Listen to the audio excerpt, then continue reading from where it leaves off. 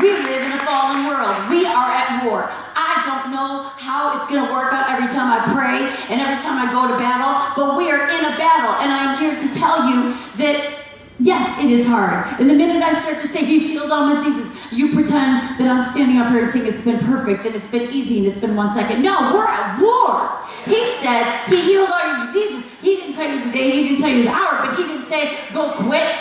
He didn't say, okay, maybe.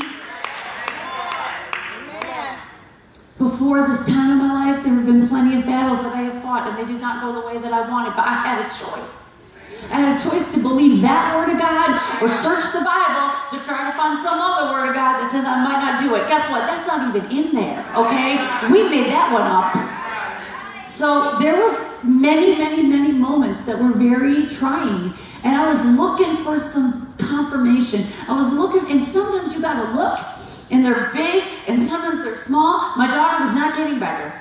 She was struggling to survive, and she wasn't even a preemie. I'm telling you, she was 8.5 pounds. She was the fattest kid in that NICU, okay? There was like little 1 pound babies, and my little chubby Asian kid, like in the middle. It was Halloween, and they dressed her up like a pumpkin, you know? And then my daughter was like, it's demonic, it's demonic. And I was like, Lucy, I mean, she's not wrong, but you know, so is yoga. I'm like, Lucy, keep your mouth shut.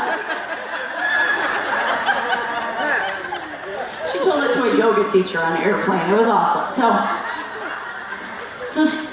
So she wasn't getting better. She was in the NICU for quite some time, and you're expecting, well, I believe God, and I claimed it, and it's happening.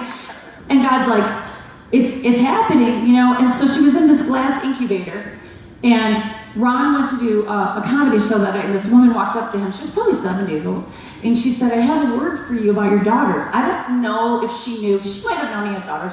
He certainly wasn't talking about what Ruby was going through. And she said, may I give you this word? He said, you have 2 daughters, and one is like a light, like just diamonds, like just shooting star, just shooting.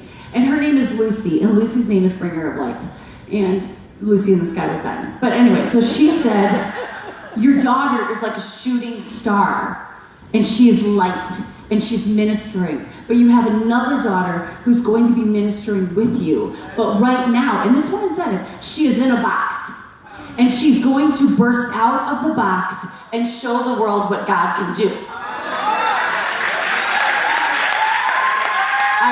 He came home and told me that. The next morning, we go into the NICU.